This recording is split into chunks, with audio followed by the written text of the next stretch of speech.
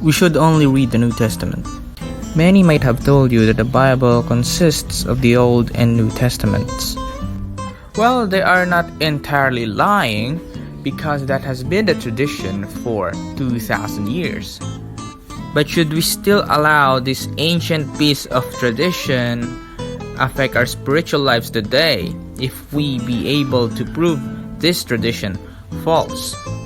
In this video, I will prove the sufficiency of the New Testament in terms of 1. Resolving contradictions, 2. Completeness of narrative, and 3. Divine inspiration and approval. Firstly, the New Testament is sufficient because it resolves contradictions. Let's have a quiz. Does God tempt people? On the one hand, in Genesis 22 verse 1, Moses wrote, "And it came to pass after these things that God did tempt Abraham, and said unto him, Abraham, and he said, Behold, here I am."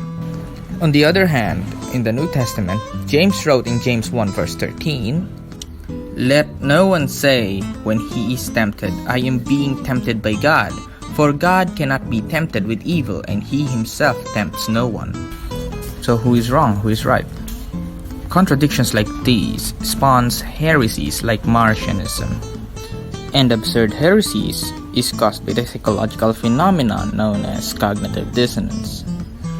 In psychology, cognitive dissonance means the state of having inconsistent thoughts, beliefs, or attitudes, especially as relating to behavioral decisions and attitude change.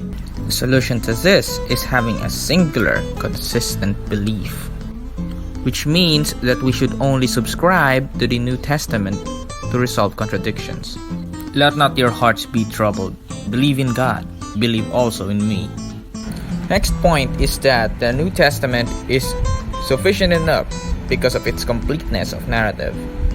Many a times you hear people argue that in order to have a complete understanding of the faith, you should read the Old Testament. If your motive is to read about colorful stories of adventures, war and conquests, and sacrificial rituals, then be my guest. But the Old Testament is just a supporting document at its best. The New Testament, short as it is, already contains the narrative of the history of the faith.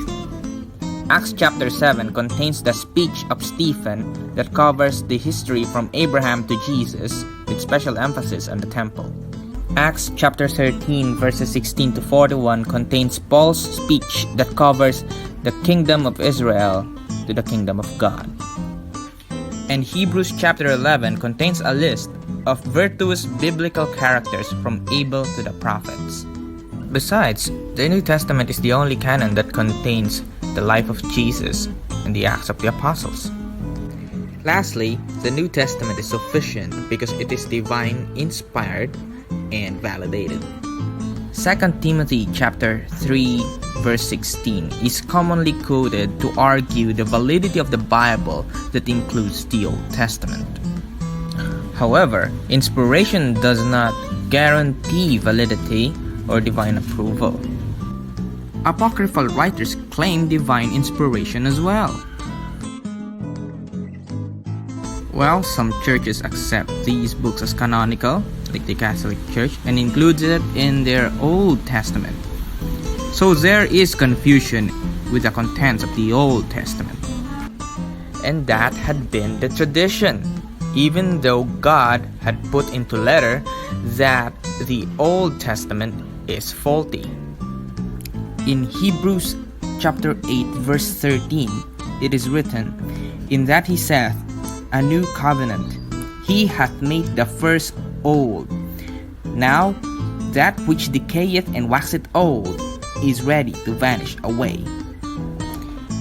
And that's what happened in AD 70, the siege of Jerusalem. In summary, the New Testament is sufficient based on its consistency, its completeness, and its validity.